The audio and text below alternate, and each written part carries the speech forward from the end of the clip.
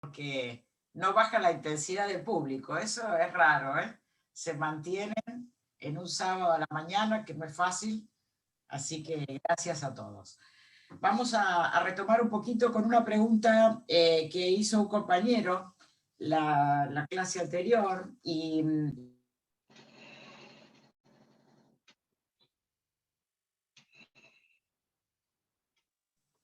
perdón, ¿se escuchó algo o estaba muteado?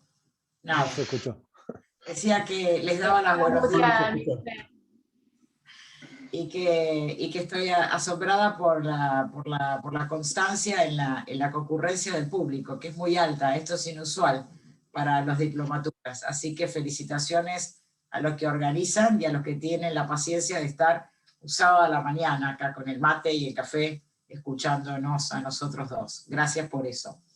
Que quisiera retomar a partir de una pregunta que hizo un compañero de ustedes la semana pasada, cuando me dijo si podía repetir eso que había dicho de la ideología y la teología de la prosperidad, y creo que nos va a servir un poco para introducir el tema de hoy.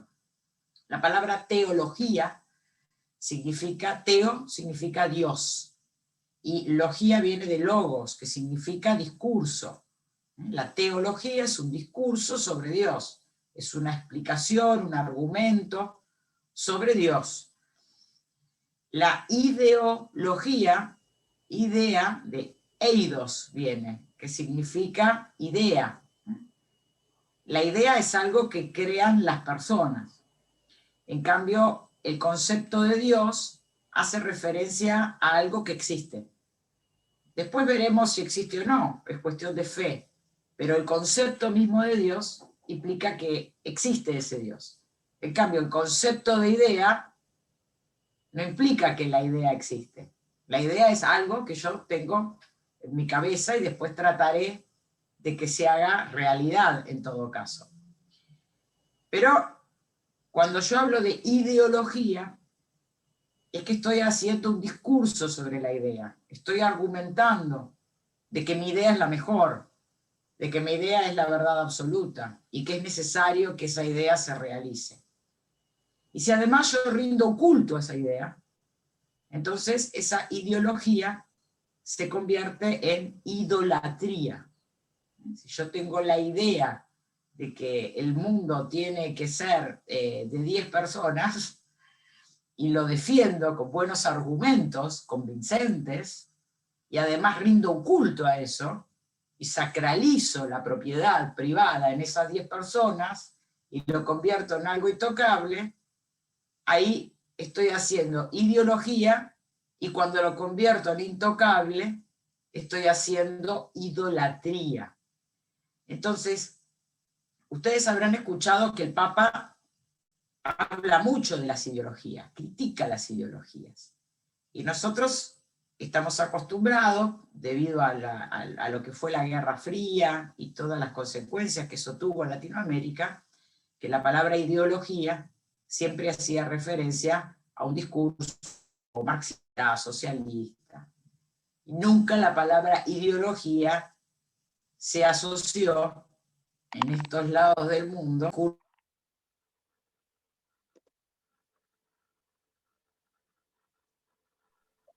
No se escucha. Sí, te muteaste, Milce. No sé qué pasa, que se mutea, o vos quizás cuando muteás gente me muteás a mí también, porque me pasó recién.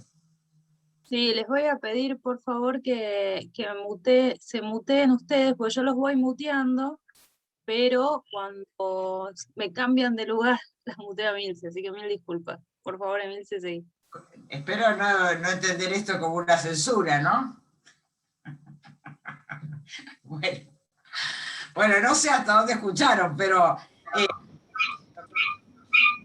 lo que estaba queriendo explicar es que, a ver, Susana, si apagaste el micrófono. No, está, sí. Entonces, la palabra ideología decía que estaba asociada siempre a un pensamiento de izquierda en Latinoamérica, pero ahora el Papa nos está abriendo otra posibilidad de la interpretación de la palabra ideología. Él habla de un neoliberalismo, de un capitalismo financiero especulador. Supongo que han visto el último video que el Papa sacó. Entonces es importante entender cuando el Papa dice ideologías, ¿qué está diciendo? La ideología es el discurso de una idea. Que si es lindo el discurso, yo también miro la televisión y yo les aseguro que me convencen todos los canales de televisión, y miren que me dedico a esto, pero yo los escucho 10 minutos y me convencen, tienen razón. Detrás de ese que no tiene, pero convencida de eso, o sea, los discursos son convincentes. Entonces eso es un logos, ¿no? Un discurso que me vende como algo razonable, una idea, y que la pone como algo verdadero, como algo que existe en la realidad y como algo intocable. Entonces a veces las ideas económicas y políticas se convierten en ideologías, si tienen buenos discursos, y a su vez en idolatrías, ¿no? Como algo intocable. Con buenos argumentos nos convierten ideas en dioses. Y eso no estaría mal si no fuese que causa mucho sufrimiento. No es una guerra de argumentos, es una guerra de cuerpos, porque la gente sufre por ideas mezquinas, egoístas, equivocadas, que además consiguen que haya todo un aparato legal que las justifique y que castiguen a aquellos que quieren cuestionarlas, y eso produce mucho sufrimiento. Mucho sufrimiento. Como dijo Biden en su discurso, no puede ser que un trabajador sea pobre.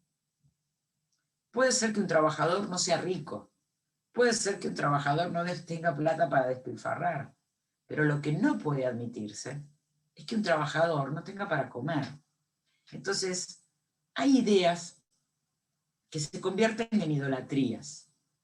Cuando el mundo, desde lo cristiano, desde lo creyente, creemos que el mundo fue creado para todos, eso es el destino universal de los bienes, de lo que habla la doctrina social de la Iglesia, y cuando ese mundo que creemos que fue creado para todos se convierte en intocable para el 90% de la población mundial, ahí hay algo que no está bien.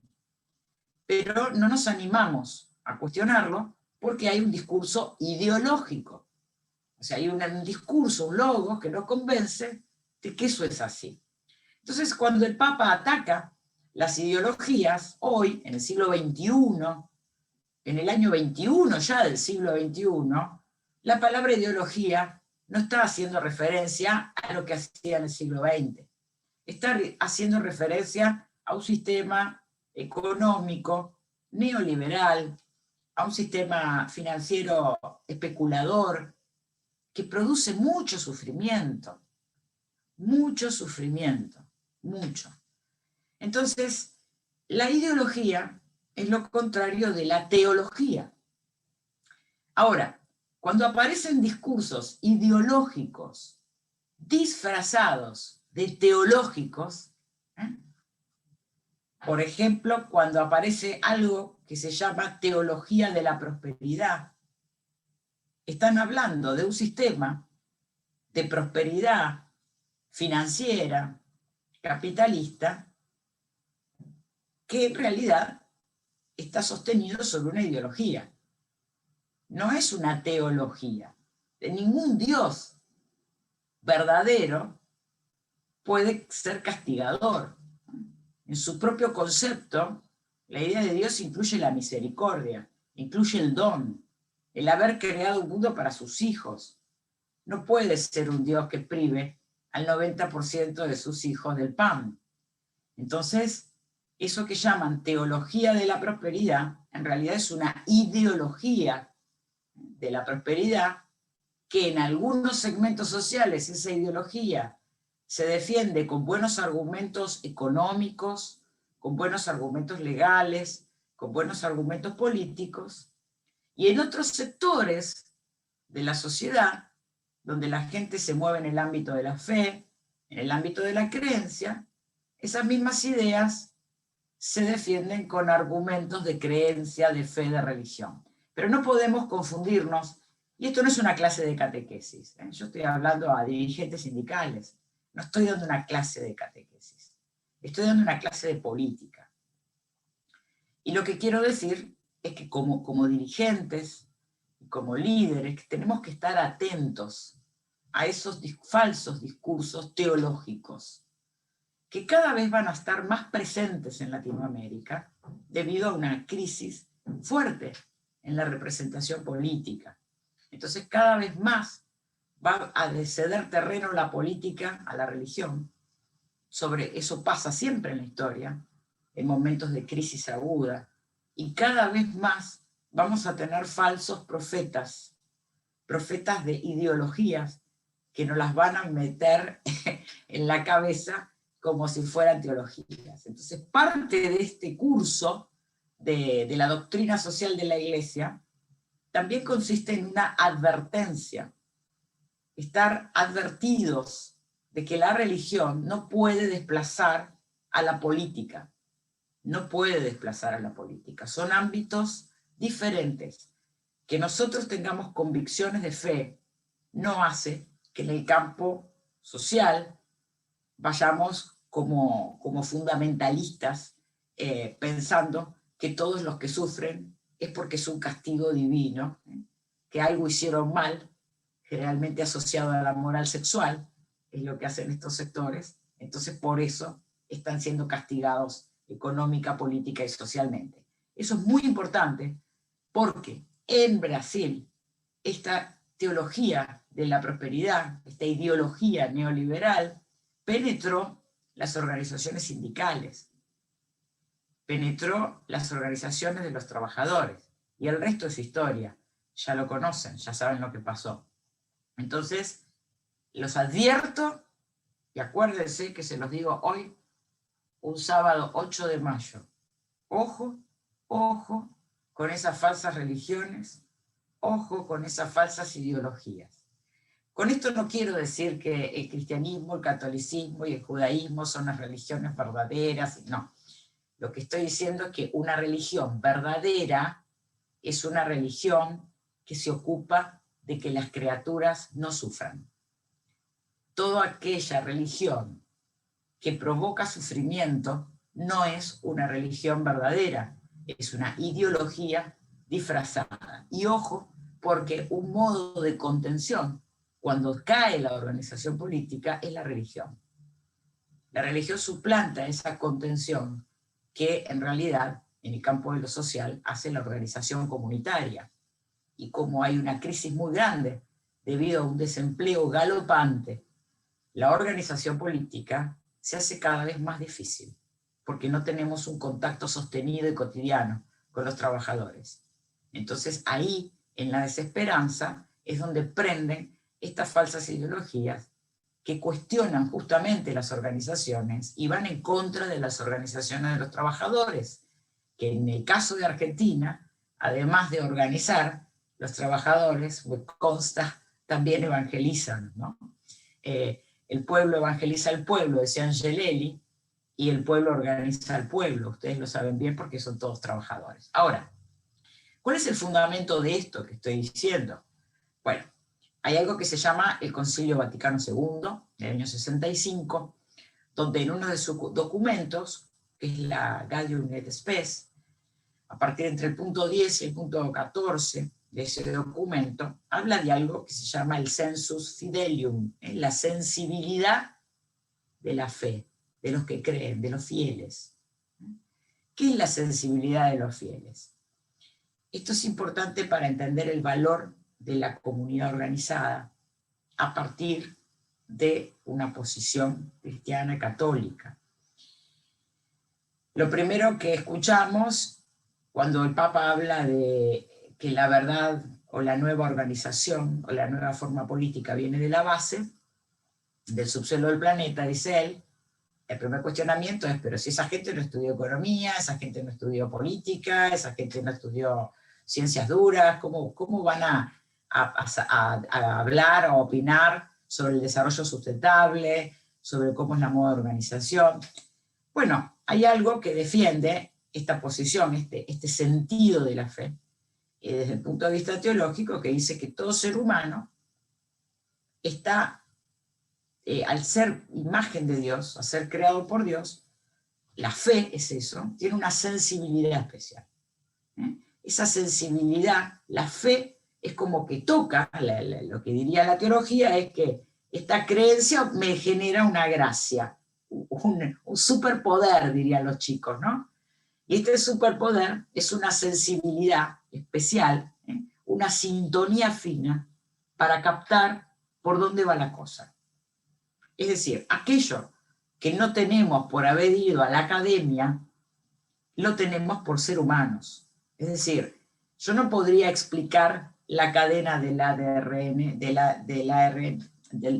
no me sale, la cadena del ácido desoxirribonucleico, no podría explicarlo porque yo no estudié química, no soy química, pero sí puedo saber qué es lo bueno y qué es lo malo para mi familia, para mis hijos, para mi barrio, para mis conciudadanos.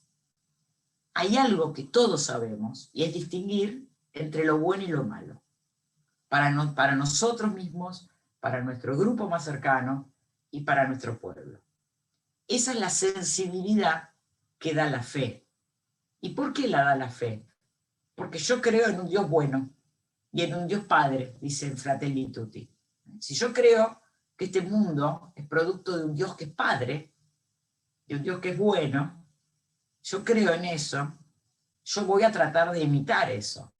Y yo puedo distinguir lo bueno y de lo malo. Es decir, la comunidad puede organizarse a sí misma sin necesidad de doctos, sin necesidad de doctores, sin necesidad de este saber técnico que da la academia, que no es que hay que despreciarlo. Yo misma soy una académica, dediqué mi vida a eso. No estoy diciendo que eso no sirve. Lo que estamos diciendo, y lo que dice el Concilio Vaticano II, es que la comunidad tiene un saber, que no es el saber de la ciencia, sino el saber de la sapiencia, decimos. La palabra saber viene de sapere, de saborear. Esto lo explicaba muy bien el Canone. Es un saborear.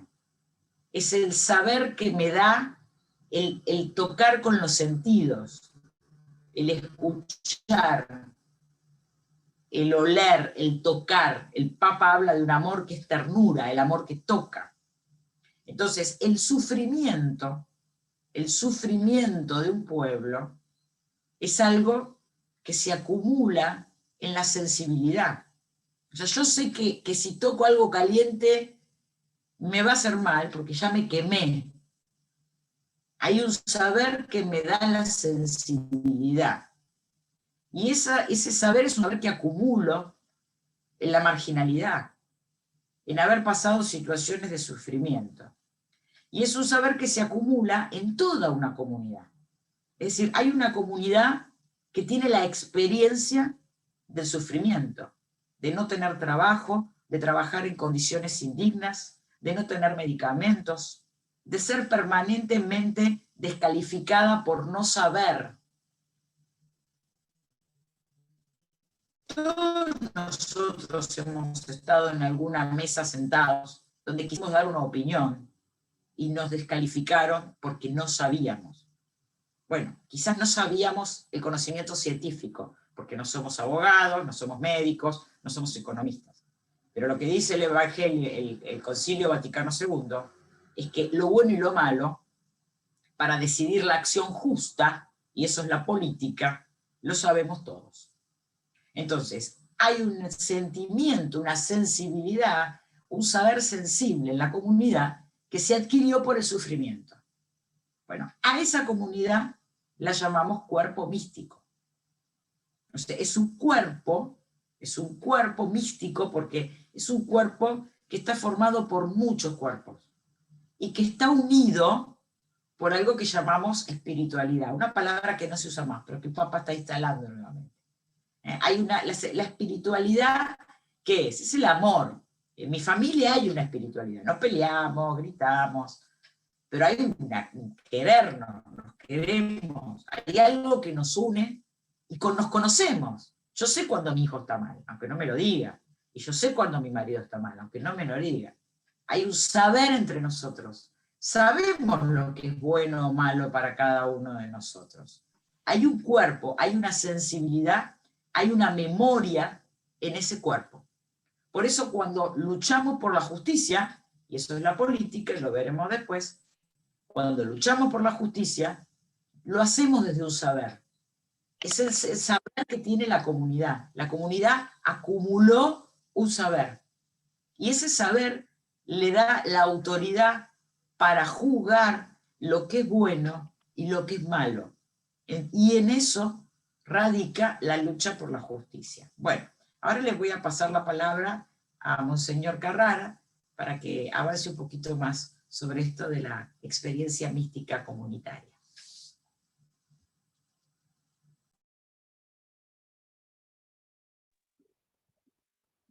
Bueno, buenos días, Emilce, buenos días, compañeros, compañeras, en esta mañana, y bueno, feliz día del trabajador, de la trabajadora por el sábado pasado, que no nos encontramos gracias a ello. Bueno, tomando y continuando un poco lo que venía trayendo Emilce, de esto de la memoria, la comunidad, el pueblo, de eso hablaría un poquito en esta primera parte de la mañana, ¿no? Necesitamos hacer memoria y recuperar nuestro sentido de pertenencia, ¿no? Nuestro sentido de pertenencia a un pueblo, sabernos parte de un pueblo. Somos parte de una historia. ¿Y qué significa entonces ser pueblo? Es una categoría de pensamiento, un concepto mítico, no en el sentido de una fantasía o una fábula, sino una historia particular que convierte una verdad universal en algo tangible, tocable, visible. La categoría de pueblo se expresa y se nutre de fuentes históricas, lingüísticas, culturales. Por ejemplo, se manifiesta en una danza, en una música, pero sobre todo se nutre de una sabiduría y de una memoria colectiva. Un pueblo está unido por esa memoria atesorada en la historia. Las costumbres, los ritos religiosos o no, y otros vínculos trascienden, ¿no?, lo puramente racional. En esta primera parte de la mañana, hacer memoria de que somos un pueblo, de que somos parte del pueblo argentino. En esta mañana quisiera destacar el amor a lo local, ¿no? El amor a la propia tierra, el amor a la propia cultura, el amor al propio pueblo. Porque ese amor a lo local, como nos enseña el Papa Francisco en Fratelli Tutti, solo un genuino amor a lo local nos permite la apertura a la fraternidad humana, a lo universal. Valorando lo que somos, recogiendo nuestra historia, haciendo memoria de lo valioso que tenemos como pueblo, de la belleza que Dios ha sembrado en nuestro pueblo a lo largo de la historia, de los valores que hemos construido como pueblo a lo largo de la historia, solo siendo conscientes de esa riqueza y no teniendo miedo ni vergüenza, la ofrecemos a los demás para el diálogo fraterno también recibir de las riquezas de otros pueblos, de otras culturas, de otras cosmovisiones también. Pero bueno, quisiera destacar esa memoria. Y hoy, 8 de mayo, celebramos a la Virgen de Luján, que es parte de la historia de nuestro pueblo, ¿no? Hacer un poquito de memoria de ello y cómo se entreveró su historia con la historia naciente de nuestra patria, me parece que es justicia hacerlo, ¿no? La imagen de la Virgen de Luján, como hoy la conocemos, se quedó junto al río de Luján en 1630, ¿no? Todavía no existía, por ejemplo, obviamente que no existía la Argentina como hoy la entendemos, no existía siquiera el Virreinato del Río de la Plata, tampoco. Buenos Aires era un conjunto de casas muy sencillas, muy humildes, y alguien escribió una carta a un amigo para que le mandara una imagen para hacer una capilla en Santiago del Estero, en honor a la Virgen. Y este amigo le manda 2 imágenes que llegan por el puerto de Buenos Aires, desde el norte del Brasil. Y entran por el puerto, suben las mercaderías y estas imágenes en las carretas y arrancan por el camino hacia Santiago del Estero. Bueno, junto al río de Luján hacen noche, y cuenta la historia que al otro día, al levantarse y continuar la marcha, las carretas no andan, ¿eh? No existía tampoco, bueno, las bujías, los motores, todavía Mata no se había creado. Y bueno, el tema estaba en los bueyes, básicamente. ¿Por qué no querían arrancar? No entendían bien por qué no querían arrancar. Pero alguien ahí, que era un esclavo, que era tratado como una mercancía, ¿no? Y esto es de notar, ¿no? Había en la naciente de la Argentina hubo muchos esclavos venidos del África, traídos del África, y después un poco, bueno, desaparecieron, ¿no? O la historia los ninguneó y los desapareció. Bueno, ahí el negro Manuel, el esclavo, se le ocurre, ¿y por qué no bajan ese cajón? Sin saber él que había ahí. Bueno, bajaban ese cajón y la carreta arrancaba, no querían perder mercaderías, evidentemente, lo ponían arriba y la carreta no arrancaba, y así hasta que subían y bajaban y decidieron abrir ese cajón, y contenía la imagen de la Inmaculada Concepción, que se la llamó la imagen, se la llamó con el nombre de la imagen de la Virgen de Luján, ¿no? Bueno, las carretas siguieron, y la otra imagen pequeña, que era una imagen de la Virgen con el niño, es hoy, está allí en el santuario de la Virgen de Sumampa, en Santiago del Estero propiamente. Bueno, desde 1630 en adelante, la Virgen quedó ahí en medio del campo, y fueron los humildes y más pobres que le fueron rindiendo cariño y devoción. Y Manuel se quedó allí y dijo, bueno, soy de la Virgen nomás, ¿no?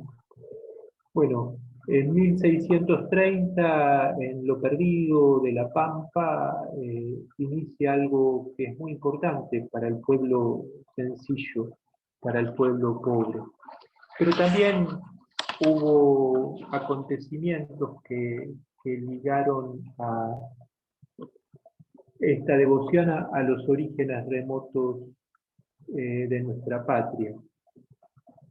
Fue atrayendo así a sus hijos, pero 2 siglos después, en las invasiones inglesas, fue bajo su manto que se refugiaron algunos patriotas junto a Pueyrredón para organizar la reconquista, ¿no? Y expulsar a los ingleses.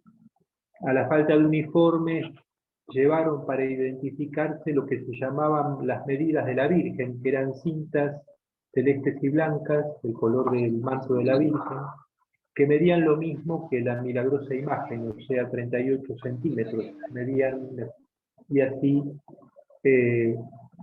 fueron a la reconquista. Era un modo de estar revestidos de su manto. En 1810, a pocos días de la Revolución de Mayo, cuando Belgrano tuvo que ir al norte como improvisado general, pasó por Luján con su ejército a poner bajo los pies de la madre de la patria su nacimiento, ¿no?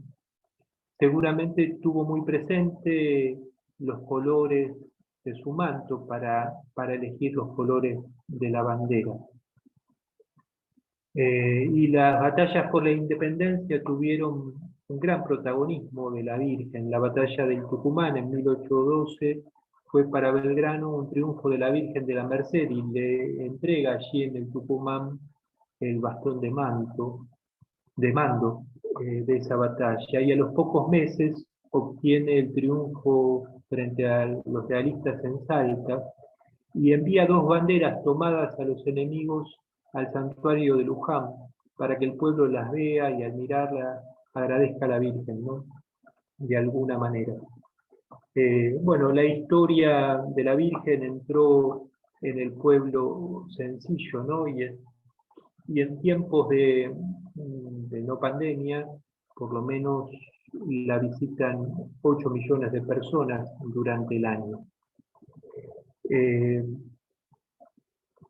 En 1887, cuando Luján es considerado una villa, se le pone una rayera donde dice: es la Virgen de Luján la primera fundadora de esta villa.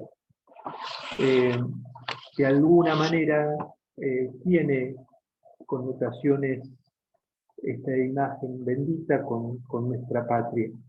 Pero siempre la devoción a la Virgen habla de fraternidad, habla de encuentro. Las devociones populares a la Virgen generan fraternidad, ¿no? Y de alguna manera nos hablan de lo que dice el poeta, ¿no? Los hermanos sean unidos porque esta es la ley primera, ¿no? Bueno, sentirse parte de un pueblo que tiene una historia es de alguna manera recuperar esa mística que se dio en la lucha y en las adversidades compartidas. Esto parece extraño, pero lo que le da alma a un pueblo es esa comunión, esa unión para hacer frente a dificultades concretas. Podemos hablar entonces de que el pueblo tiene alma, de que el pueblo tiene una conciencia. Esta conciencia no es resultado de una teoría política, sino que se fue forjando en momentos claves de la historia. Son mojones que han marcado un fuerte sentido de solidaridad, de lucha por la justicia, de la importancia de trabajar juntos, ¿no? O sea, a veces se ningunea un poco el sentir del pueblo argentino, eso es lo que quiero decir, ¿no? Como que lo de atrás no sirve porque no hemos avanzado. Se escucha ese discurso de que hay que olvidar la historia y mirar para adelante, y el Papa lo advierte bien. Uno queda más expuesto a las ideologías dominantes o preponderantes, ¿no? Como bien señalaba Emilce. Cuando un pueblo reza, ¿qué pide? Pide salud, pide trabajo, pide familia, pide escuela, un lugar decente para vivir, pide tierra, techo y trabajo, paz para los hermanos, una oportunidad para los más pobres. El pueblo sabe que todo esto, y lo sabe de sobra, es fruto de la justicia, y esa justicia se logra si se interpreta al pueblo no como una masa, sino como una comunidad organizada, donde hay un anhelo, hay un sueño común, hay deseos de vida digna y hay deseos de libertad. Bueno, eso es lo que quería un poquito resaltar en esta primera parte, ¿no? La conciencia de que la historia no empezó con nosotros, que somos parte de un pueblo, de que no hay que perder la memoria, y en esa memoria del pueblo hay que rescatar los valores más profundos, ¿no? Como por ejemplo los valores de la fraternidad, de la justicia social, valores que hemos recibido y que tenemos que de alguna manera compartir con nuestros compañeros y compañeras en los lugares de trabajo, de militancia, de prédica y de compromiso. Para la segunda parte, después de las preguntas, desarrollaré esto de experiencias o espacios de salvación comunitaria y cómo podemos aportar a los mismos o ser nosotros protagonistas de ellos. Pero me parecía importante esta conciencia de un pueblo que si tiene memoria, tiene posibilidad realmente de esperanza. Gracias.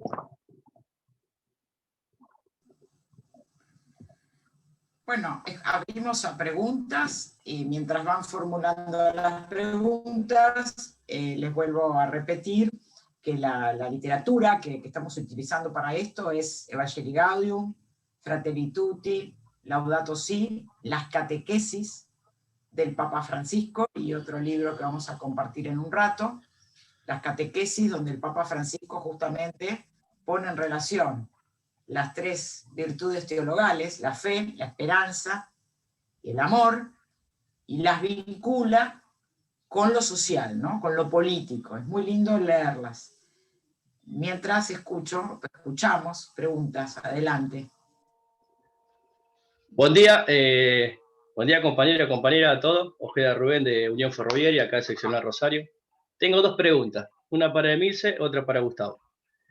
Emilce, una pregunta es, hablando de las falsas profetas, las advertencias que nos ha dicho, ¿cómo actuar frente a los medios que hoy tanto daño nos hacen, ¿no? Y la segunda pregunta es, a Gustavo, como decía de memoria, antes el pueblo estaba muy unido y hoy en la actualidad, ¿por qué tanto odio, tanta desigualdad? Muchas gracias, Rubén, por la pregunta. Bueno, hay algo que se llama oración. La oración es orar juntos. El Papa lo dice todo el tiempo. Es más, él va a rezar con los patriarcas de otras religiones. La oración es un discurso, es una repetición. Hay una comunidad orante. Hay una comunidad que repite y repite y repite. Cuando estamos repitiendo, como hablé en el primer encuentro, estamos repitiendo un credo. Estamos repitiendo lo que creemos. Toda religión tiene su credo. La ideología, que es una falsa religión, también tiene su credo y lo ora todo el tiempo. Los medios de comunicación son una comunidad orante de un falso Dios, de un ídolo, que es el Dios dinero. Y la forma de contrarrestar esto es rezar juntos. Y rezar juntos no tiene que ver solamente con lo que entendemos en términos estrictamente religiosos, juntarnos a rezar el rosario. No estamos hablando solo de eso. Rezar juntos tiene que ver con repetir un credo, el mismo credo, todos juntos y todo el tiempo. Hay una fórmula de la política al margen de la religión y la teología, que es que en la medida en que repetimos, confirmamos y hacemos realidad. Entonces, esta repetición que escuchamos en los medios es una oración de un falso Dios. ¿Y cómo la contrarrestamos? Repitiendo otro credo. Y repetirlo, y repetirlo, y repetirlo entre nosotros. Eso es una comunidad orante. Eso es el rezar juntos. Gracias, Emilce. Se cortó. Sí. Buenos días, compañeros. Emilce, te quiero hacer una preguntita. Viste que en la Constitución Nacional dice el artículo número 2, el gobierno federal sostiene el culto católico apostólico romano. Te voy a preguntar más o menos lo que preguntó el compañero. ¿Por qué lo estamos perdiendo? ¿Por qué vos creés que hoy hay tantos profetas, tanta desigualdad? Y también, hablarte también sobre, dijiste algo muy importante hoy, sobre la esclavitud. Todavía tenemos personajes en esta vida que creen que la esclavitud todavía está, y yo creo que se terminó hace muchos años. Lamentablemente hay seres humanos que no tendrían que existir, pero bueno, es algo que es una guerra que todavía tenemos, y creo que también Gustavo la debe vivir todos los días, porque más allá de, vuelvo a decir, él sé que está en las villas, y es algo que no lo podemos sostener, porque es tremendo ver cómo hoy el ser humano degrada todavía a sus propios compañeros, ¿eh? Lo estamos viendo hoy, lo que está pasando en otros países. Sobre todo tenemos una guerra social muy triste. Y te digo, bueno, mi pregunta es esa. ¿Por qué, si tenemos la Constitución y dice del catolicismo, ¿no? ¿Por qué lo estamos perdiendo? ¿Por qué crees vos? Le doy la palabra a Gustavo, primero porque tenía una respuesta pendiente. Ah, perdón. No, está bien. Bueno, Rubén, sí, hay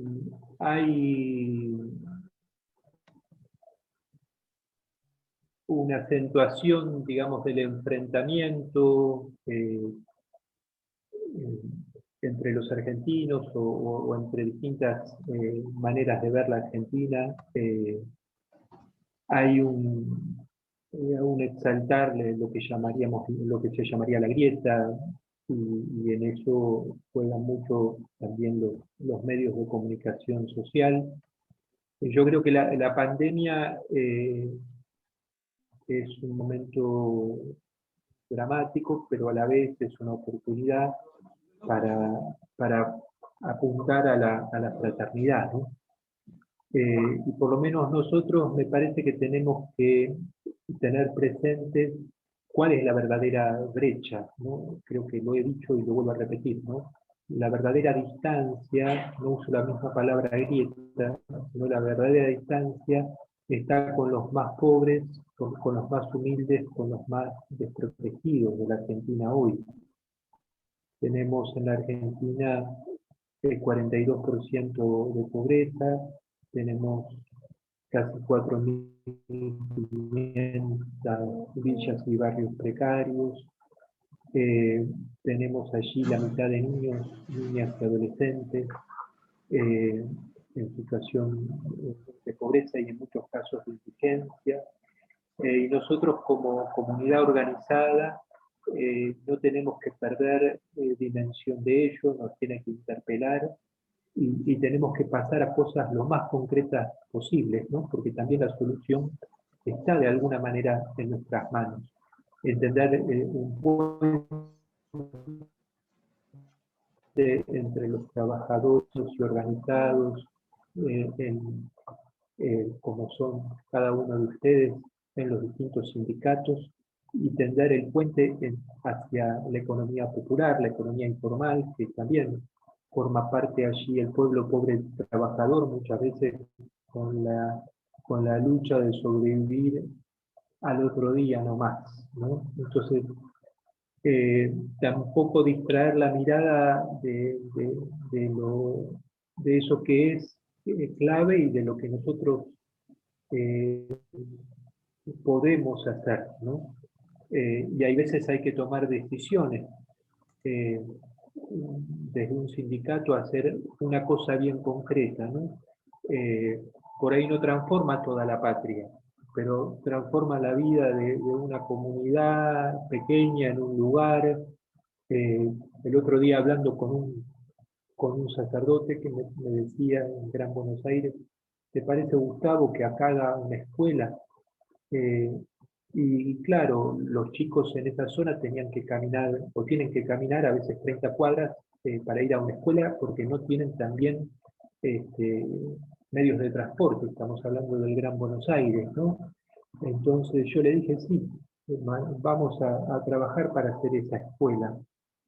Y bueno, ¿a cuántos se va a llenar propiamente. ¿Y cuántos chicos le va a cambiar la vida? Bueno, a 210, pero bueno, es lo que podemos hacer. Tomamos conciencia de que lo podemos hacer, nos organizamos y lo hacemos. Y ya le estamos cambiando la vida o estamos ayudando a esas familias en esa lucha que ya tienen todos los días y la que son protagonistas. Entonces, frente a la fragmentación, la división, nosotros no tenemos que perder sentido de cuál es la verdadera brecha en Argentina y aportar a eso. Y de alguna manera estamos contribuyendo a lo que el Papa llama la mejor política, y estamos desarrollando en esas acciones la mejor política. Bueno, eso. En cuanto a la pregunta sobre la Constitución, eso es un tema muy delicado, porque hay que hablarlo en términos jurídicos. Merecería y sería bueno en algún momento hacer quizás algún Zoom, alguna conferencia para explicarlo. Igual, en términos generales, quiero decir que hoy no es tan así en Argentina. Es decir, uno se preguntaría por qué en Estados Unidos los presidentes, los legisladores, la Corte Suprema se manifiestan su credo. Eso en Argentina no. El liberalismo lo que hizo es despegar la religión de la política. Y eso está muy bien. Y el primer país que lo hizo fue los Estados Unidos, justamente. La primera constitución, la primera enmienda de la Constitución norteamericana, lo que hace es separar la religión de la política. ¿Por qué? Porque sabía y eso fue una medida, un impulso hecho por los católicos justamente. ¿Por qué? Porque sabían que si la religión se mezclaba con la política, no necesariamente iba a ser una religión de un Dios verdadero, podía ser cualquier religión. Entonces justamente los católicos, en la primera constitución de una república moderna, que es la norteamericana, separan la religión de la política. Eso es la primera enmienda. Sin embargo, es el país que más manifiesta su religión. ¿Por qué? Porque en Estados Unidos el Estado es laico, pero la comunidad es creyente. Esto es muy diferente al proceso europeo, donde el Estado siguió vinculado a lo religioso y la comunidad se hizo laicista. Eso es un liberalismo que avanzó no sobre el Estado, sino sobre la comunidad. Argentina y Latinoamérica siguió en parte ese modelo a nivel constitucional americano, pero a nivel cultural europeo. Entonces fue una comunidad muy liberal a nivel de estructuras, ¿no? Entonces no permite, quedó mal, vamos a explicarlo de una manera simple. Daba mal expresar el credo. Cuando yo me recibí de teóloga no me daban espacio en las universidades nacionales, porque era teólogo, no era algo serio en Argentina. Lo era en Europa, en Estados Unidos, pero no en Argentina y en otros países de Latinoamérica. Hoy, entonces ustedes ven que tanto el presidente, cualquiera sea en Estados Unidos, como la Corte, como los legisladores, manifiestan su credo. Dicen, yo como católico estoy en contra de votar tal ley. En Argentina eso se separa. Eso no significa que cuando un legislador o un presidente actúan lo hagan desde su creencia, pero no lo manifiestan. Están separados. Ahora, el Papa Francisco en Argentina especialmente cambió eso. Ustedes, los que son más grandes en este grupo, que son bastantes, sabrán que antes del Papa Francisco no podíamos hablar públicamente en términos religiosos, ni los académicos, ni los políticos. Era algo que no quedaba bien, que nos acusaban de ser primitivos, etc. Hoy es todo lo contrario, todo el mundo quiere una foto con el Papa, todo el mundo cita la Laudato Si, aunque no la lean. Es decir, el Papa Francisco habilitó justamente este discurso desde un credo. Hoy hay muchas personas en Argentina que en espacios públicos pueden hablar desde su creencia. Y me han consultado a mí, seguramente a Monseñor Carrara, muchos políticos nos vienen a consultar antes de dar un discurso, de escribir algo. ¿A usted le parece que esto está bien? ¿Esto se puede decir? Entonces yo creo que eso cambió en Argentina, para bien cambió, y también no solamente para el catolicismo, es decir, quiero que todos sepan acá que nosotros trabajamos en diálogo con pastores protestantes y con rabinos. Es decir, no es que trabajamos solos. En el campo social, yo misma tengo un curso en la Universidad de Buenos Aires, en la Facultad de Filosofía, sobre teología política, donde tengo trabajando conmigo personas de otros credos. Entonces, tampoco tenemos que volvernos fundamentalistas. Nuestro Papa hoy no lo es. Este rezar con todos es muy importante, porque el trabajo social también es con todos. Entonces, eso quería remarcar.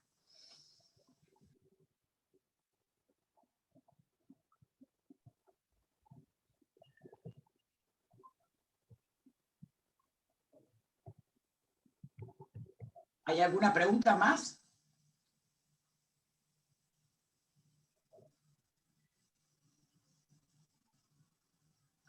Bueno, si no hay preguntas, a la jefa de este Zoom le podemos decir entonces que hacemos un pequeño cortecito breve.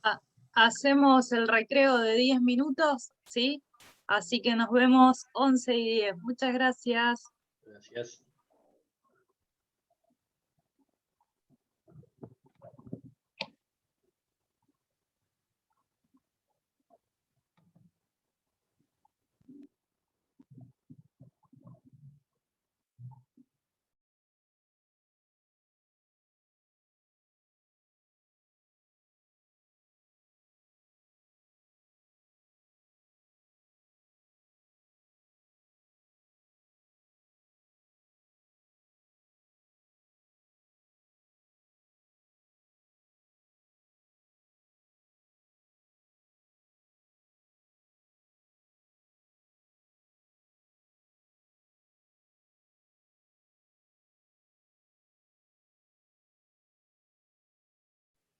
Mientras estamos en el recreo, seguimos compartiendo sus aportes a los foros. Me sumo a las palabras de Adriana, muchas gracias. Así que nos vemos en unos minutitos, pero aprovéchense que fueron aportes muy enriquecedores.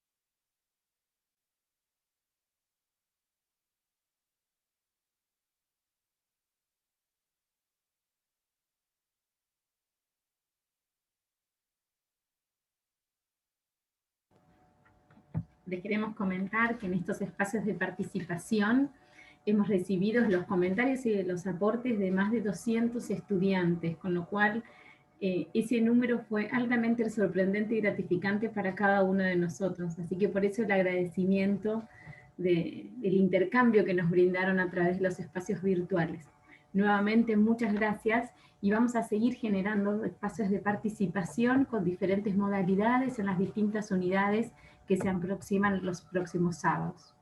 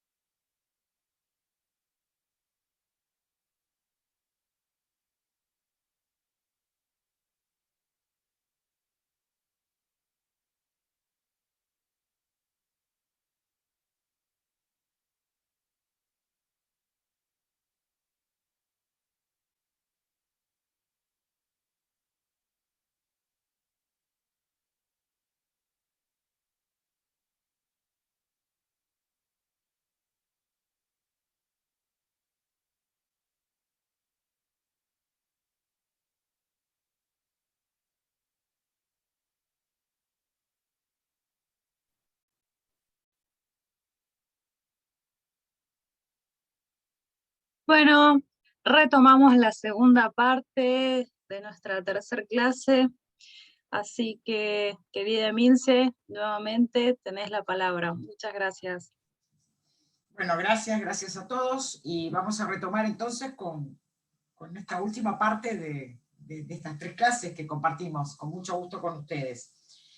Hace unos días escuché una conferencia que hizo Jorge Alemán presentando su libro que salió publicado por Página 12, y dijo una frase que alguien que conozco, somos amigos y hemos compartido varias cosas juntos, pero sabe mucho de teología, es una persona muy culta, y usó una frase en un contexto laico, por supuesto, y él decía: ningún crimen es perfecto a partir de la resurrección. Me pareció impresionante, es decir, ningún crimen es perfecto porque luego de la resurrección sabemos que todo muerto resucita en su comunidad. Y esto es interesante para entender políticamente la idea del cuerpo místico. El cuerpo místico nos permite entender también la mejor política de la que habla Francisco en Fratelli Tutti, en el capítulo 5. Voy a hacer una interpretación laica y política de esto, no teológica necesariamente. Pero hay algo que salió del lenguaje, que es el tema de la resurrección. Yo estoy casada con un norteamericano, y mi marido, después de muchos años de estar en Latinoamérica, un día me dijo, en este continente, en el sur, están siempre velando a Jesús. Y en el norte, estamos siempre festejando la resurrección. Él dice, si vos vas a una misa en Latinoamérica es un velorio, es siempre Viernes Santo. Pero si vas a una misa en Estados Unidos, están siempre cantando. Es el sábado de gloria. Y esto me dejó pensando muchos años, pero es verdad que se habla más del sufrimiento, del padecimiento, que de la resurrección.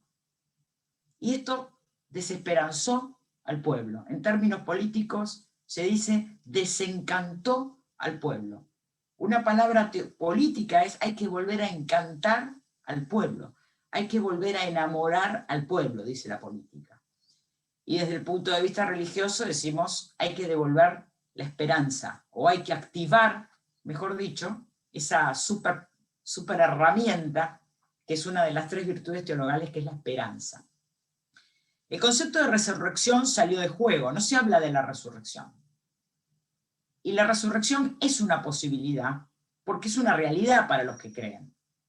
O sea, cuando decimos Cristo murió, pero resucitó, venció la muerte. Hay una película muy buena de Scorsese, que se llama La última tentación de Cristo, donde el tema de la película es que si no hay resurrección, no es posible la comunidad. O sea, la iglesia, la comunidad que es la eclesia, no es posible sin la resurrección. Entonces en la película, Cristo se baja de la cruz y se va a vivir con María Magdalena, y los apóstoles dicen, bueno, haz tu vida que nosotros nos encargamos de organizar a la comunidad. Pero no funcionó.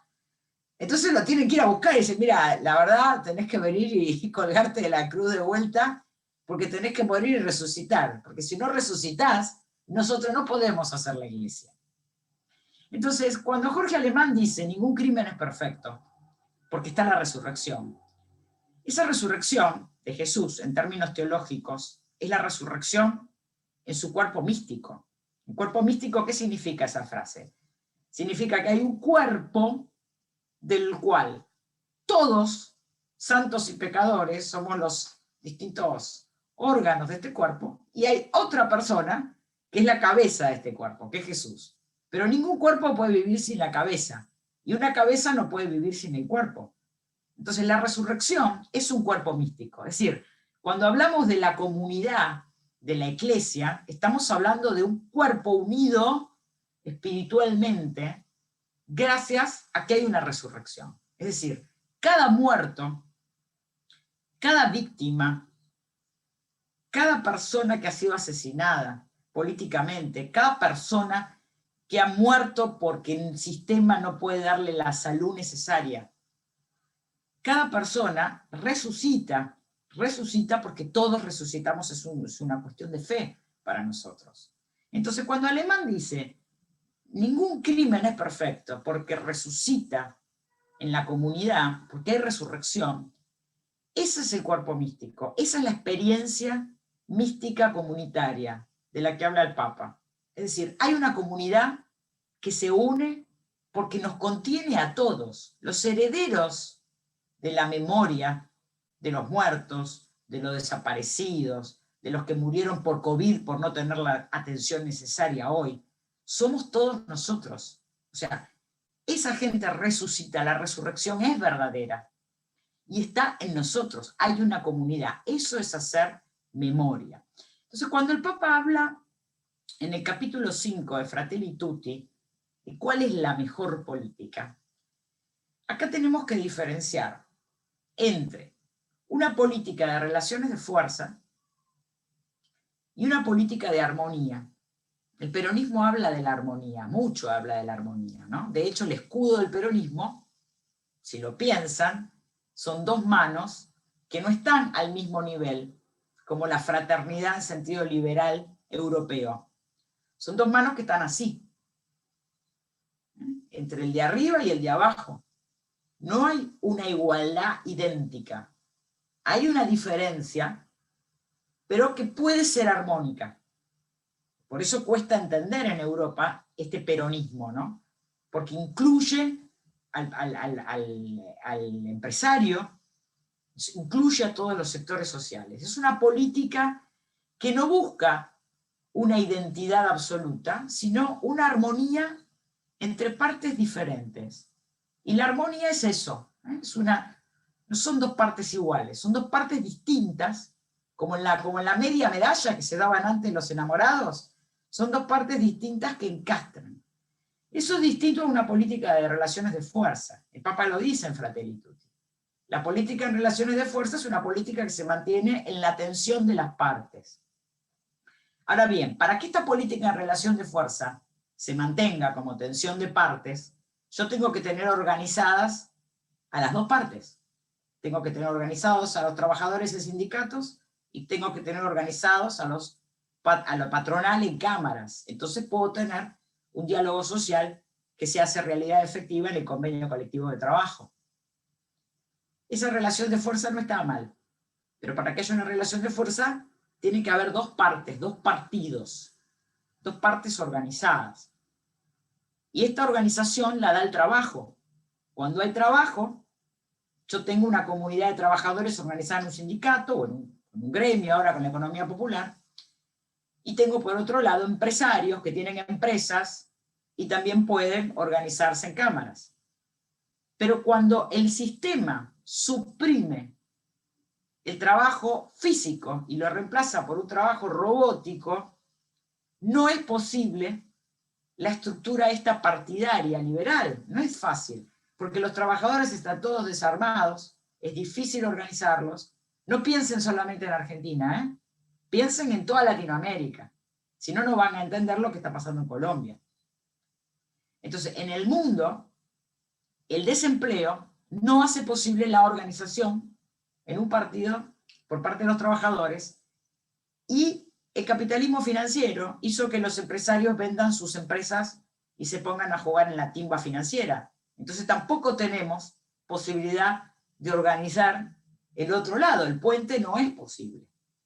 Entonces acá la política como relaciones de fuerza, una política partidaria con representantes, no es fácil hoy. No es fácil hoy.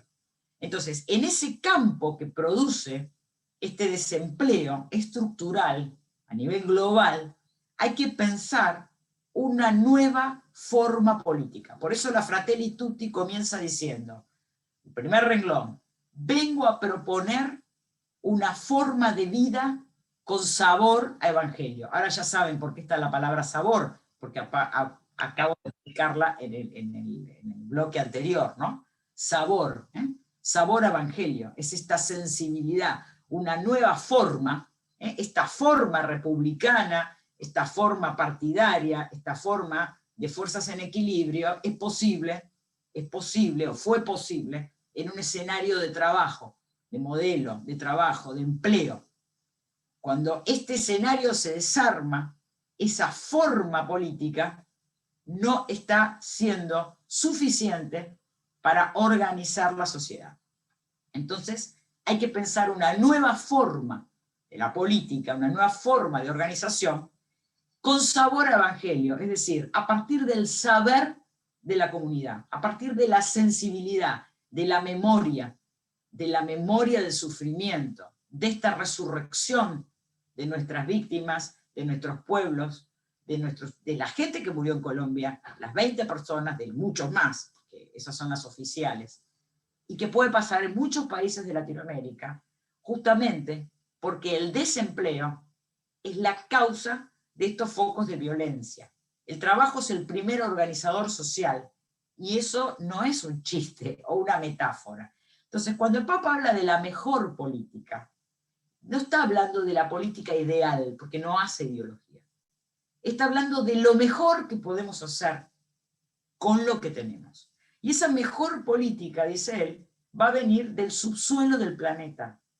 Va a venir de la capacidad que tienen los de abajo para organizarse. Y esa mejor política no va a ser una política representativa en el sentido de lucha de fuerzas, porque es muy difícil hoy armar estructuras partidarias. Miremos lo que acaba de pasar en España, por ejemplo. Miremos lo que acaba de pasar en España. Entonces, en la desesperación, en la desesperación que hace y que provoca el desempleo, que realmente es un atentado a la vida de las personas, en esa desesperación, esas formas políticas, partidarias, cada vez se hacen más difíciles, porque para tener un partido hay que tener una parte de la torta. Y hoy el 62% de la población mundial no puede hacer partido porque no tiene ninguna parte en esa torta, no tienen voz. Entonces el Papa dice, ¿qué hacemos con esto? Y no es que está haciendo peronismo. El Papa está pensando, o está invitándonos a pensar, nuevas formas políticas, económicas y culturales que sean capaces de organizar armónicamente este nuevo escenario que tenemos hoy por un salto tecnológico. Entonces, acá voy a introducir el tema de la tecnología. El problema del desempleo no es la tecnología, o mejor dicho, el problema social no es la tecnología, es el desempleo. La tecnología no es mala. La tecnología podría evitar que hagamos trabajos forzados, que hagamos trabajos más humanos. El problema es que esa tecnología generó un desempleo, porque el modo de empleo que se tenía hasta ahora ya no es posible, porque está reemplazado por máquinas. Pero lo que hay que hacer es que ese dinero exponencial, que se llama productividad, que nunca fue mayor en la historia, tenga que tener nuevas formas políticas y económicas de distribución y reinversión. Entonces, el problema no es la tecnología, el problema es el desempleo. Hay que pensar nuevas formas políticas para que toda esa masa que hoy está desempleada pueda tener otros modos de manifestación de actividades humanas, de actividades creativas, el trabajo. Por eso se habla de trabajo cuidado. Esta frase quiero instalarla porque es la agenda mundial. Hay una agenda mundial. Hay una agenda de discusión y de pensamiento mundial hoy.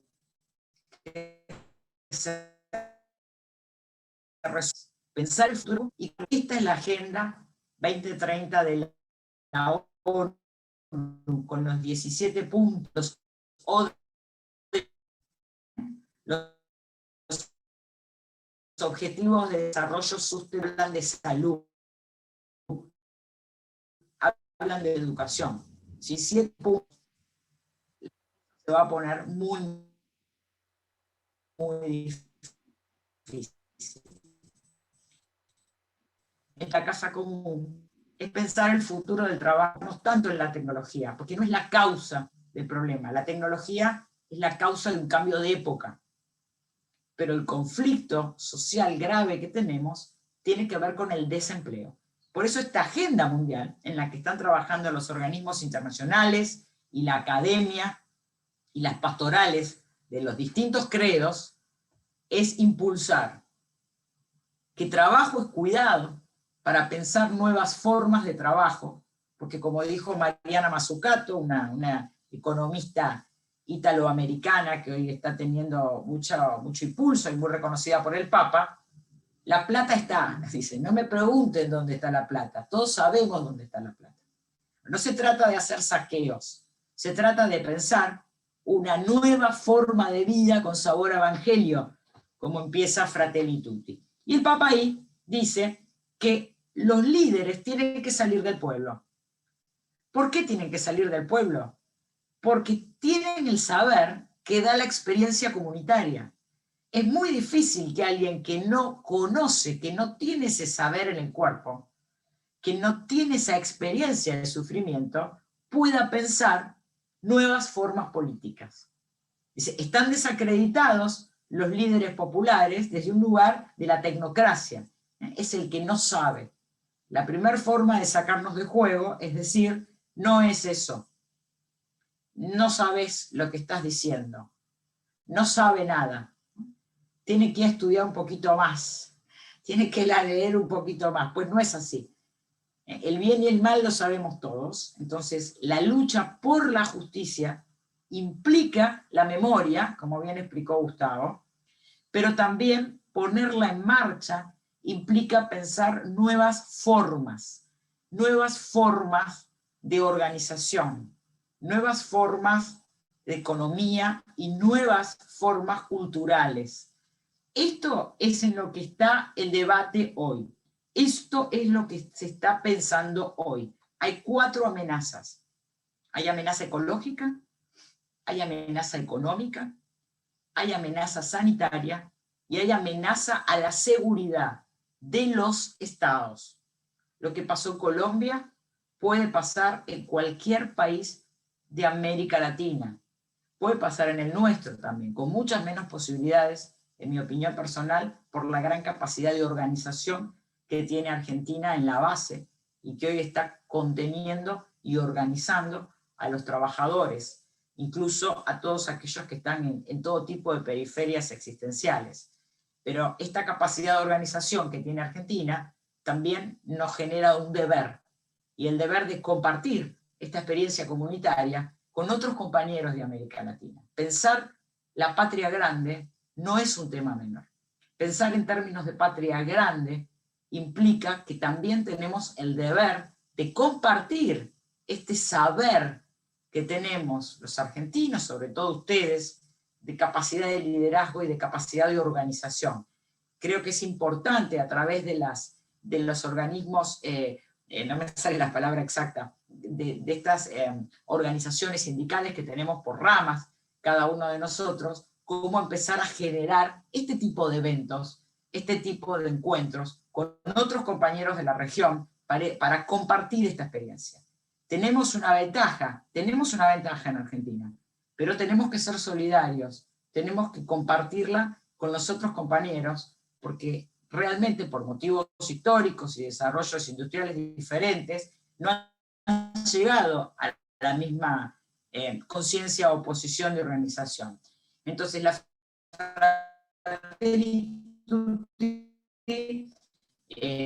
estoy repasando, pero hay mucho contenido de esto. Le paso la palabra a varias más que consideramos que son importantes como apoyo para este curso.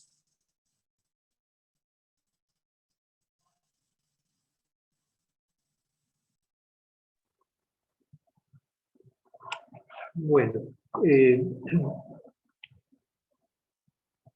como siempre Milce, de manera muy aguda, nos pone el panorama general, nos amplía la mirada, y nos ayuda a entender y a complejizar.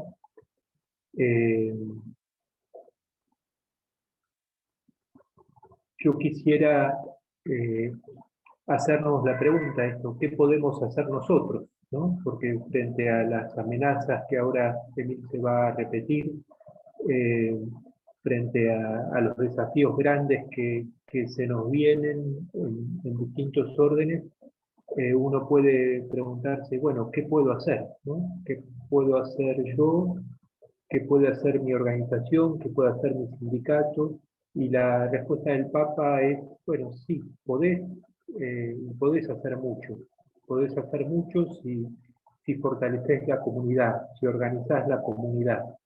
Si organizás la comunidad en el lugar donde te toca, estás fortaleciendo al pueblo en sus búsquedas, en sus sueños y en sus luchas.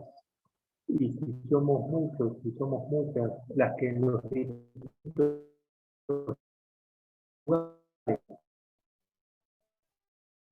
trabajamos para organizar a tener con el Estado esa presencia necesaria del Estado, ¿no? Esa presencia inteligente del Estado que es necesario en todo el territorio nacional, va a tener mayor impacto si se encuentra con la comunidad organizada, que también le va a pedir al Estado, le va a demandar al Estado tal o cual intervención para su comunidad, para su sector, para su terruño.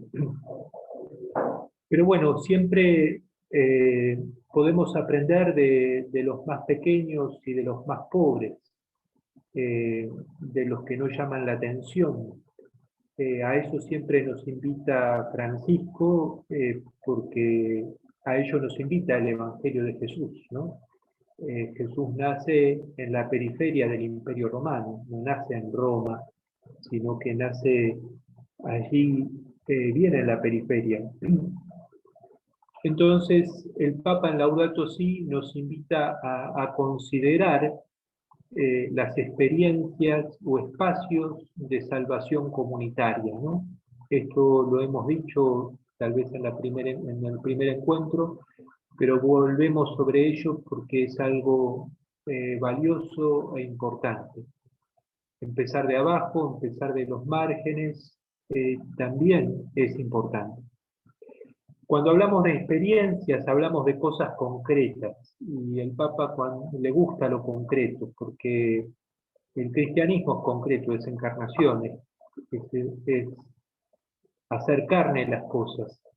Cuando el Papa habla de experiencias de salvación comunitaria, y en el número 149 de Laudato Si hace referencia a los barrios populares, en concreto, para hablar de estas experiencias, él tiene seguramente la experiencia de jesuita en los barrios allí de San Miguel, en la parroquia que él creó allí, Patriarca San José, y cómo a sus formando jesuitas no solo les hacía leer mucho, sino que les hacía entrar en relación con el pueblo concreto en esas barriadas y trabajar allí. Entonces, cuando hace referencia a experiencias, tiene en su memoria experiencias concretas y experiencias que después él fue acercándose, potenciando y dialogando con ellas, ¿no? Experiencias de salvación, porque nuestra esperanza, que es la esperanza que nos da la resurrección de Jesús, como bien decía Emilce, es una esperanza que se puede encarnar en la historia, porque si bien nosotros esperamos la vida feliz del cielo, la alegría siempre nueva del cielo, también sabemos que la voluntad de Dios es que vivamos bien aquí en esta tierra, que vivamos con dignidad. La vivencia de la esperanza cristiana genera historia, por consiguiente, porque Dios sabe que la felicidad, Dios quiere la felicidad de sus hijos aquí en la tierra, aunque estemos llamados a la vida del cielo. Entonces, estas experiencias son experiencias de salvación, es de alguna manera traer la plenitud aquí en la tierra. Y esto se vive comunitariamente, ¿no? La experiencia de salvación es comunitaria. Y esto es muy actual, ¿no? Frente al salvate solo, frente a esta propuesta individualista, la propuesta es no vamos en remis, sino que vamos en colectivo, vamos en comunidad, por así decirlo, ¿no? Estos espacios o experiencias de salvación comunitaria son focos de conciencia para los pobres y no más pobres, y no tan pobres tal vez. En aquellos que las podemos conocer, sirven como orientación, como faros, ¿no? Estas experiencias de acción comunitaria expresan un amor que se entrega, y puede convertirse también, dice el Papa, en una intensa experiencia espiritual.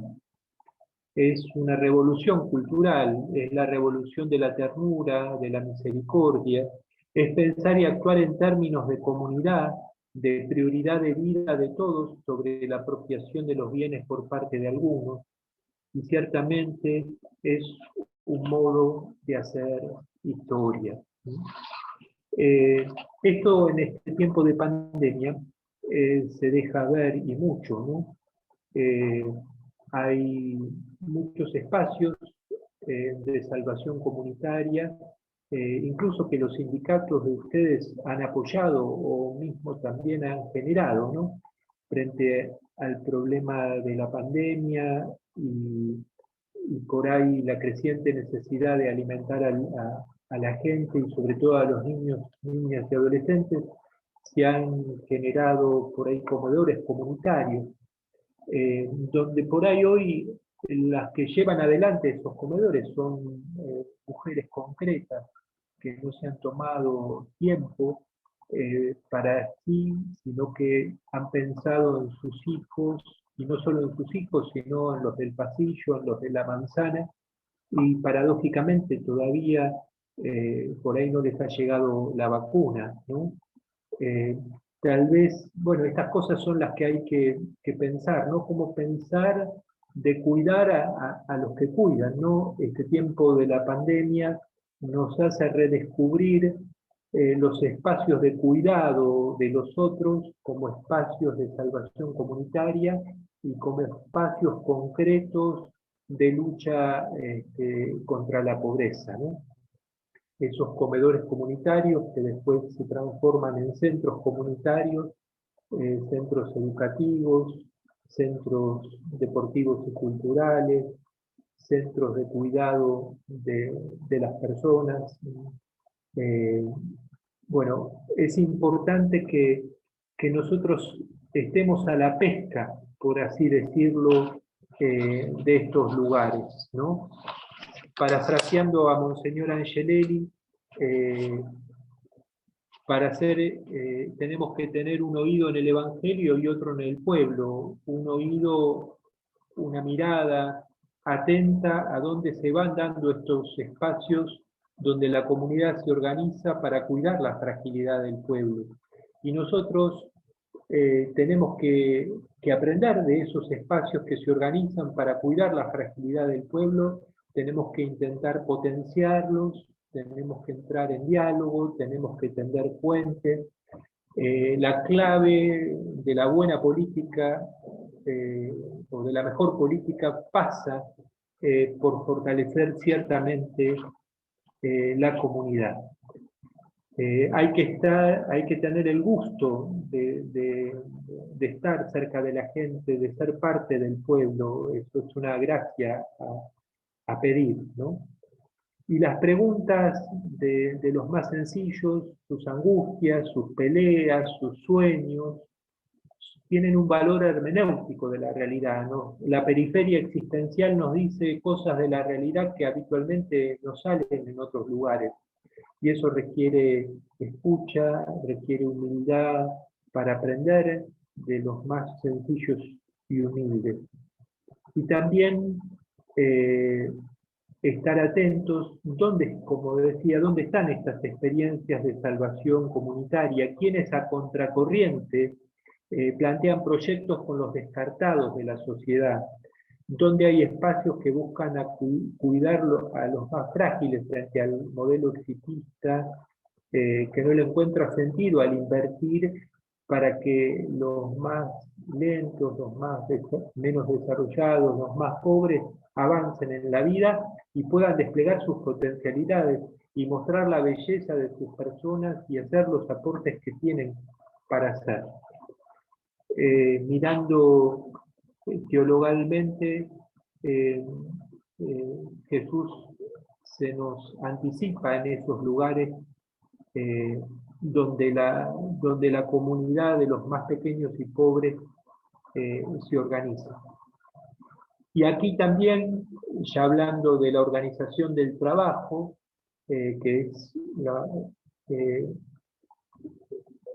invitaría a mirar a los movimientos populares y cómo tender la mano para hacer una columna realmente vertebral, donde estén incluidos todos los trabajadores que por ahí tienen un salario y gozan de todos los derechos, o de buena parte de los derechos, y los trabajadores que por ahí llevan una vida adelante sin salario, sobreviviendo. Bueno, cómo tenderla, cómo salir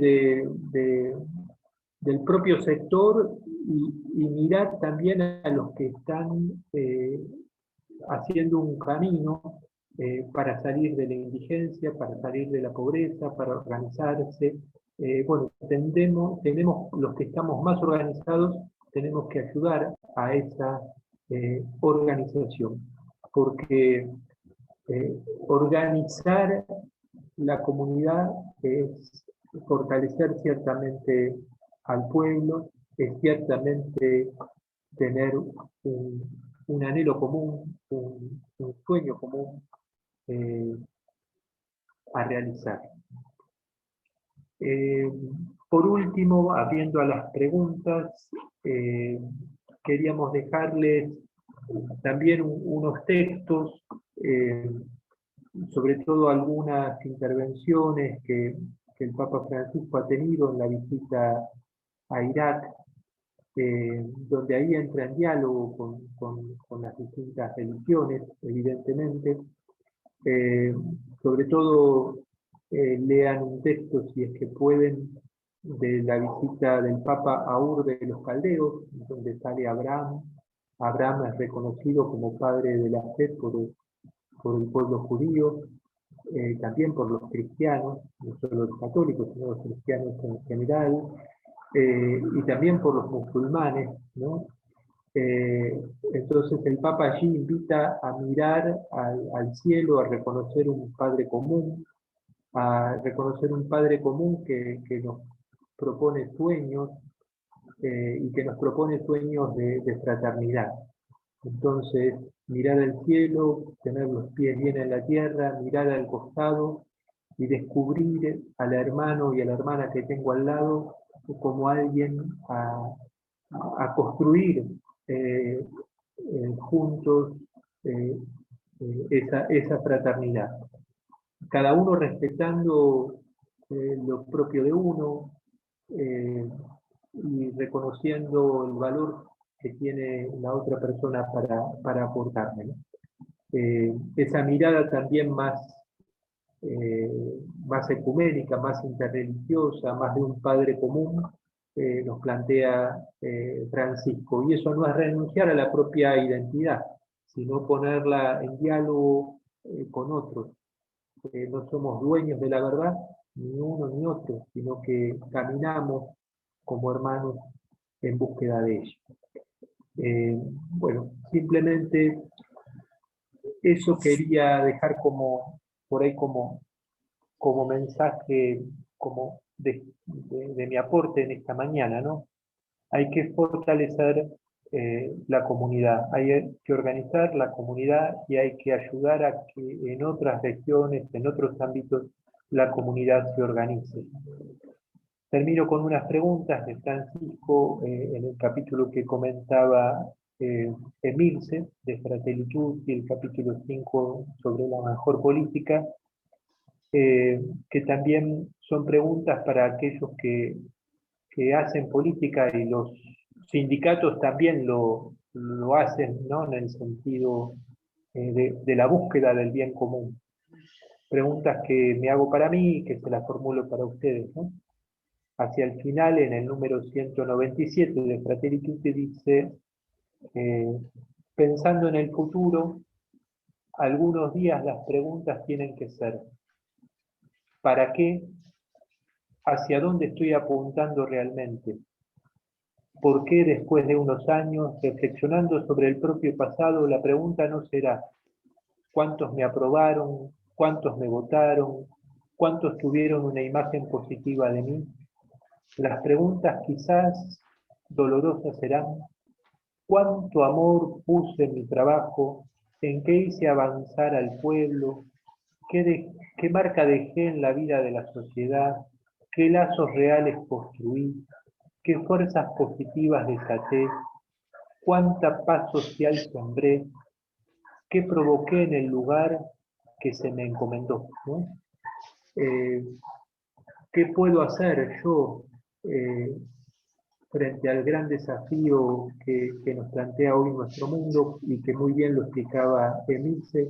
Bueno, podemos fortalecer la comunidad, pero una comunidad que se organice para cuidar la fragilidad del pueblo. El corazón del pueblo son los más pequeños y los más pobres, y eso nunca hay que olvidar.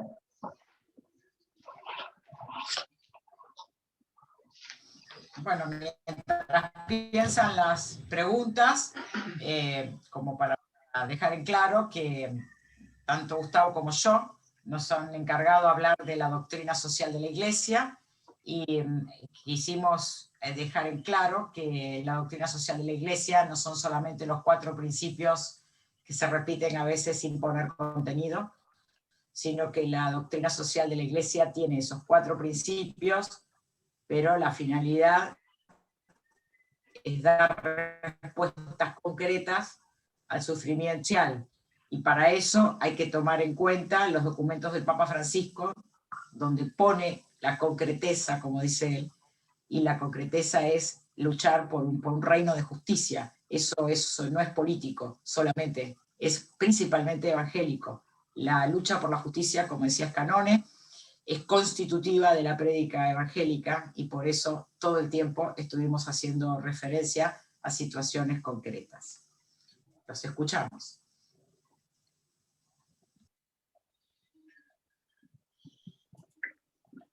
Sí, buen día. ¿Me escuchan? Sí.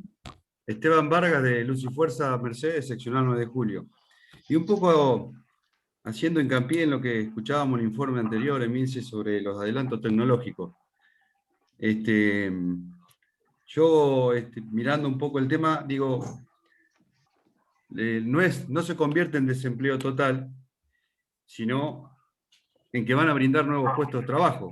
Pero también hay que tener en cuenta la transición que esto ocupa a los puestos que se pierden, o a toda aquella gente que se está, ejemplo, por jubilar, y no caben justo en el adelanto tecnológico. Entonces, no queda otra que desde las organizaciones o desde el puesto nuestro, como decía el monseñor, ¿qué podemos hacer? Sería buscarle la manera para que estemos concentrados y atentos a esos cambios, que en realidad estamos todos preocupados por esto. Yo estoy de la parte eléctrica, entonces ya se está hablando a futuro de la energía renovable, se está hablando el sector toma estado con los medidores inteligentes, etc. Entonces, la mirada mía es la preocupación de estos cambios ante esta gente. Si estoy equivocado, por favor. Pero bueno, no estás gracias. equivocado, Esteban. No estás equivocado, Esteban. Eso que vos estás expresando muy bien tiene un nombre y se llama transición justa. Se está trabajando en el mundo cómo generar la transición justa. La transición es lo que el Papa llama el cambio de época. Ya estamos en otra época. Ahora, esta transición de una época a otra tiene que ser justa, es decir, que todos tienen que encontrar un lugar. Enseñar, capacitar tecnológicamente a los trabajadores es algo lindo, pero no tiene una solución ni total ni inmediata. Eso va a llevar varias generaciones, y los hombres, como decía Kant, son fines en sí mismos. No podemos sacrificar una generación para que otra viva bien. Eso en primer lugar. Entonces, en esa transición, que es capacitación, van a quedar un montón de compañeros afuera, no solamente porque los tiempos de llegar a esos niveles de conocimiento tecnológico que tienen los países centrales, en Latinoamérica va a llevar mucho tiempo. No todo está en español, por ejemplo. Leer hoy los papers y los documentos internacionales con mucha rapidez no están traducidos al español. Entonces es solo un sector el que va a poder estar, solamente por una cuestión de idioma, capacitado y participando en debates internacionales. En segundo lugar, la tecnología elimina puestos de trabajo, porque para eso está, justamente para achicar los costos. Entonces no se trata solamente de capacitar, porque si no, vamos a dar trabajo a un porcentaje mucho menor de trabajadores, sino también se trata de pensar otros modos de distribución de esa productividad exponencial que sí está generando la tecnología. Eso implica nuevos modos fiscales, nuevos modos financieros y nuevos modos de organización política. Yo creo que los sindicatos, es decir, los trabajadores que ya están organizados, que son en muy pocos países, les garantizo, el modelo de sindicato único en la región lo tiene Argentina y Brasil, el resto son sindicatos por empresa donde hay. La mayoría no tiene legislado el convenio colectivo de trabajo. Entonces, el convenio colectivo de trabajo es la herramienta más fuerte que tenemos, porque como ustedes bien saben, en los convenios colectivos de trabajo no solamente se negocia salario, sobre todo en el modelo de sindicato único, también se negocian otras condiciones, no solamente del área de trabajo, sino también en el sentido de la solidaridad, también se negocian condiciones para otros compañeros que no son del sector. Entonces, una herramienta potente es incorporar en los convenios colectivos de trabajo el control de la reinversión sustentable de la renta y de la distribución en otros modos de trabajo. Eso requiere pensar todo de nuevo, pero es una gran herramienta que finalmente es el diálogo social efectivo. Es decir, el diálogo social es cuando la necesidad se reclama y el Estado la reconoce con la fuerza del derecho. Ahí hay diálogo social. Si no, hay diálogo entre amigos.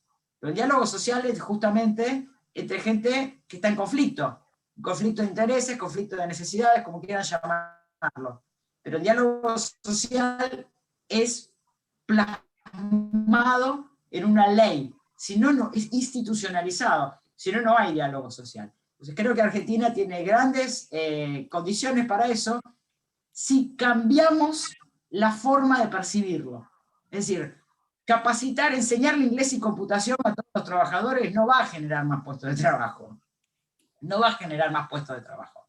Va a generar nuevos puestos, pero cada vez para menos gente. Entonces hay que pensar estas nuevas formas. Eso se llama transición justa. La transición se está dando ya. El tema es cómo hacerlo de una manera que provoque el menor sufrimiento posible para la mayoría de la población mundial activa hoy. Gracias. Gracias, Emilce.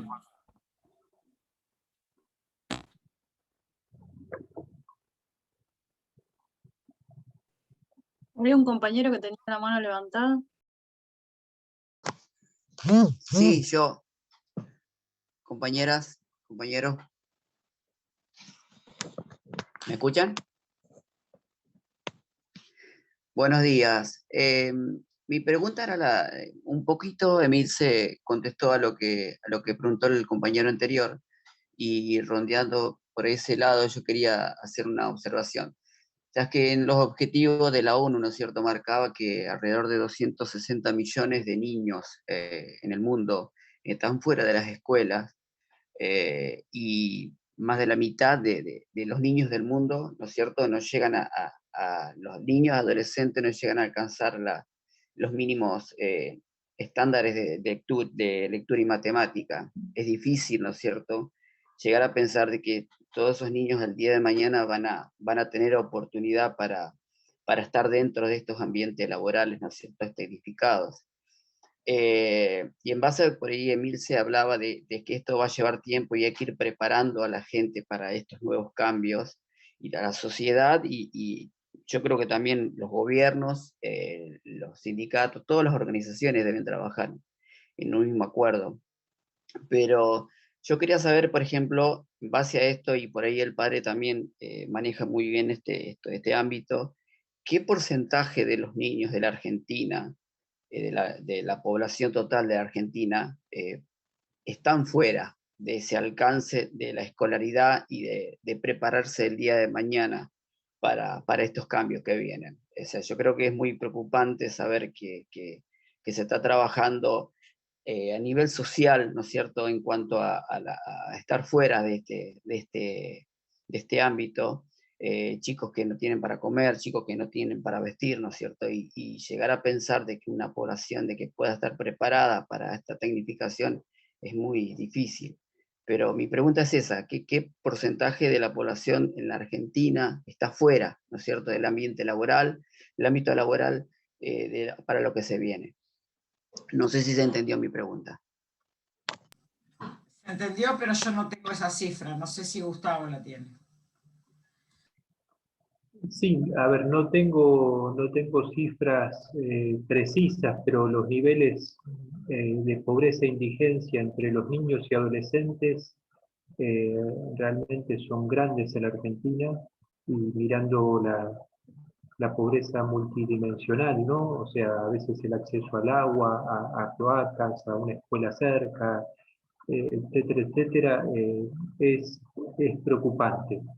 Por eso yo subrayaba algo muy importante a mi juicio, ¿no? Ustedes son trabajadoras y trabajadores que han luchado mucho, que por ahí sus papás han luchado para que ustedes progresen en la vida y ustedes tomaron esa aposta y lo hicieron. De alguna manera ustedes pertenecen a la clase media argentina y tienen una importancia, a mi juicio, decisiva, ¿no? para de alguna manera persuadir a toda la clase media argentina de que es necesario tender la mano, tender puentes y ayudar a los más pobres y humildes de nuestra patria, no perder memoria de ello, ¿no? Y de alguna manera exigir en los distintos ámbitos de aquellos que tienen más posibilidades, ya sean porque están en el Ejecutivo Nacional o estén en el mundo empresario, bueno, tenemos que traccionar para no perder esa mirada de los más pobres y humildes, ¿no? Son los primeros afectados en las crisis y son los primeros olvidados en las crisis. Por ejemplo, el tema de la vacunación hoy no se ha pensado realmente de los últimos a todos. Se ha hecho un gran esfuerzo para traer vacunas, se están trayendo, se ha pensado en llegar primero a los adultos mayores y después bajando, pero hay sectores populares que no se pueden anotar por internet, hay que salirlos a buscar. Yo decía lo de las doñas de los comedores que sacrificadamente por ahí tienen entre 50 y 60 años y por ahí no han accedido todavía a la vacuna, y por ahí, qué sé yo, un joven atlético de 25 años que es docente sí ya accedió. Entonces, ¿cómo pensar realmente desde los últimos para todos, ¿no? Y en eso me parece que los sindicatos organizados, como son ustedes, tienen una misión hermosa en eso y a la vez me atrevo a decir una responsabilidad, ¿no? Y sobre todo cuando estamos hablando de niños, niñas y adolescentes. Todos podemos hacer algo, aunque sea pequeño, para generar conciencia, y generamos conciencia haciendo cosas lo más concretas posible, ¿no? Eso diría. Gracias.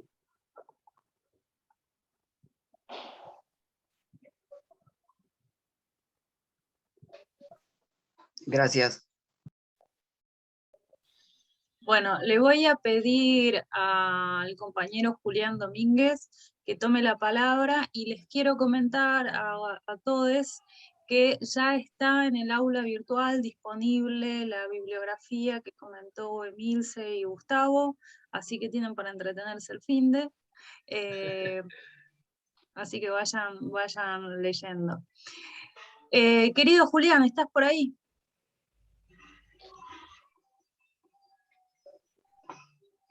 Estoy muteado. Bueno, muchísimas gracias.